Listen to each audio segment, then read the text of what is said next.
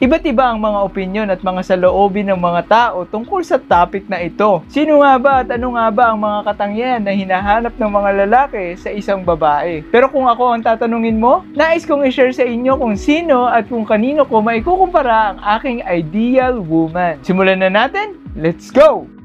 Pag-usapan muna natin ang crush. Ano nga ba ang crush? Marami tayong hinahangaan na babae. Habang tayo ay lumalaki o nagkakaedad, paiba-iba ang nagugustuhan natin. Marahil merong point sa iyong buhay na nasabi mong, ay hindi ko na siya crush kasi ang pangit ng ugali niya. Dahil ito siya isang katangian na nakita mo sa kanya na hindi mo pala gusto at nagpabago ng iyong isip. Naalala ko tuloy si Mariah Carey pag tinatanong ako kung sino ang ultimate crush ko. Not because of her appearance. Kung hindi nyo natatanong, 55 years old na siya ngayon. Although before, super sexy niya talaga at of course, super famous. Pero masasabi ko pa din na crush ko pa rin siya hanggang ngayon. Kumbaga kikiligin ka pa rin, no? Kapag nakita mo siyang personal at nakatabi ka niya. Dahil sa hinahangaan ko talaga siya pagdating sa music. Sa mga hindi nakakakilala kay Mariah Carey, napakakonti lang ng gumagawa ng genre ng music nila. Yung tipong nagra-rap ng may tono. Try nyo pakinggan yung Bye Bye Bye, We Belong Together, Heartbreaker, and many more para malaman nyo kung anong pinagsasabi ko. So, yan ang tinatawag na crush. Pero iba naman kapag sinabing ideal woman. Kasi you are now describing a woman whom you want to be with for the rest of your life. Through thick and thin nga daw, di ba? To make it simpler, yung tipong hindi mo mabibili ng pera. Yung hindi mo matatagpuan sa nightclub o sa bar. If you know what I mean. And since madalas politics ang topic ng page natin, so wag na tayong lumayo. Sino nga ba? Sino nga ba? Sino nga ba ang babae sa mundo ng politika na masasabi nating napaka-ideal woman regardless of her age? Pero bago ko sagutin yan, maganda i-comment mo rin kung sino ang nasa isip mo para tignan natin, baka pare-parehas tayo ng nasa isip. So ito na, ang unang katangian na para sa akin ay ideal ay ang pagpa-prioritize nitong taong to ng pamilya. Ang isang lalaki ay of course naghahangad ng isang babaeng mag-aalaga ng pamilyang itataguyod nila. Yan ang pinaka-basic, no more, no less. Walang ni isang lalaki ang mangangarap na ang asawa niya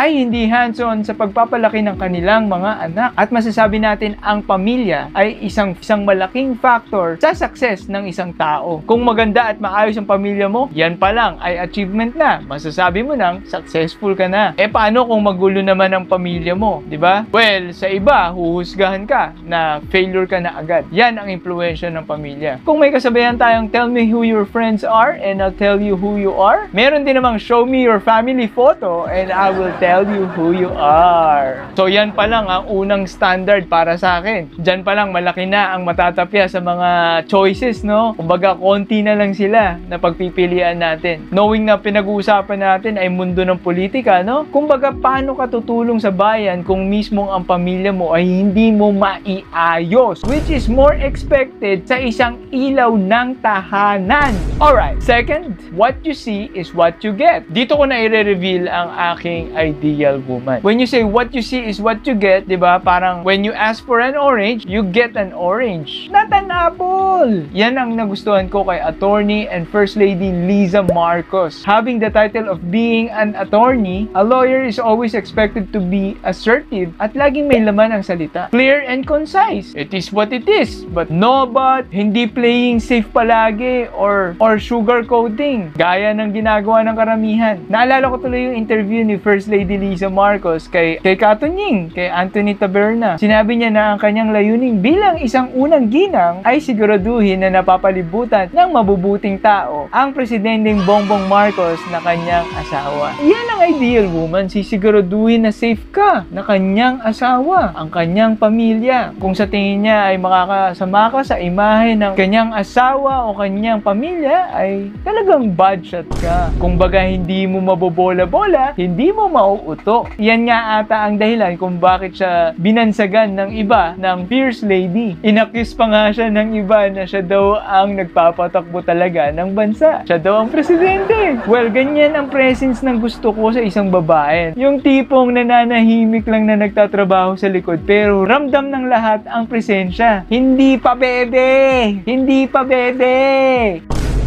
Seriously, madalas tinitignan natin na ang babae ay weaker compared sa mga lalaki. Nasa Bible din naman yan, tinawag silang mahinang sisidlan. Pero at the same time, meron din tayong kasabihan na behind every successful man is a great woman. At masasabi natin na si First Lady Liza Marcos ay isa sa mga nagpapatotoo ng kasabihan na yan.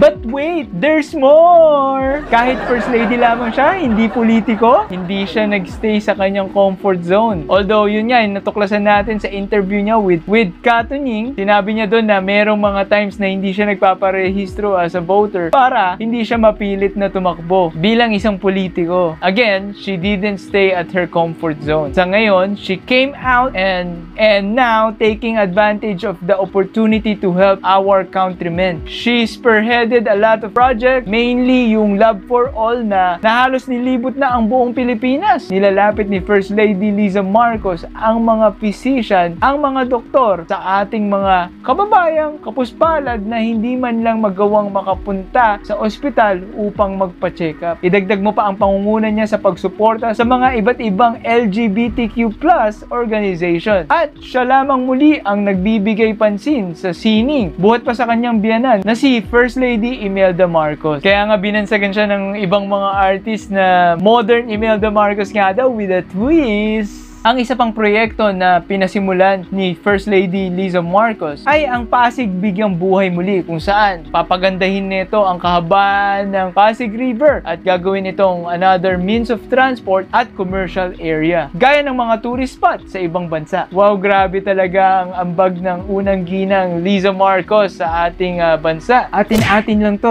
pero parang mas marami pa siyang naambag kaysa sa ibang mga politiko. Talaga namang pinagpala si President Bongbong Marcos at napangasawa niya ang isang kagaya ni Liza Araneta. Nakita niyo ba yung picture ni Madam First Lady Liza Marcos nung dalaga pa siya, no? Yung nagde-date-date pa lang sila ni Bongbong Marcos. Nako, ganun yung mga Yun yung parang hindi nakakasawang tignan na babae na yung Pilipinang-Pilipina yung dating, di ba? Meron kasing mga itsura na parang nakakasawang tignan. Kaya nga napapaisip ako kung kaidaran ko sila President Bongbong Marcos at nandun rin ako during those times sa New York. Naku, baka maging karibal ko si President Bongbong Marcos, no? Sa panliligaw kay Madam Liza Araneta. Ang problema lang dyan, kung papansinin ba ako ni Madam Liza Araneta.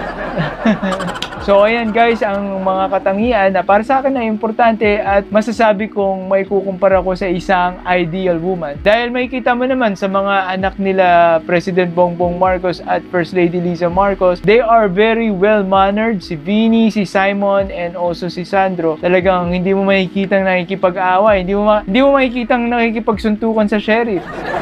Well, kung tutusin nga, ideal family sila Yan. So, sino ba naman ang hindi maghahangad ng ganung kagandang pamilya? Ay nako, ayoko na lang mag-compare. Pero sila talaga ang obvious na ideal family. So, ayun guys, kung nakaabot ka hanggang dito at nag-iisip ka pa rin kung ano ang ideal woman para sa'yo, sana nakatulong sa'yo ang videong ito upang maliwanagan ang iyong isip kung ano nga ba ang hinahanap ng isang lalaki sa isang babae. Once again, this is Balita at Kaalaman. Hanggang sa muli. See you again on the next video. Let's go! Hanggang sa muli sa mga susunod nating videos. Let's do this again! Go!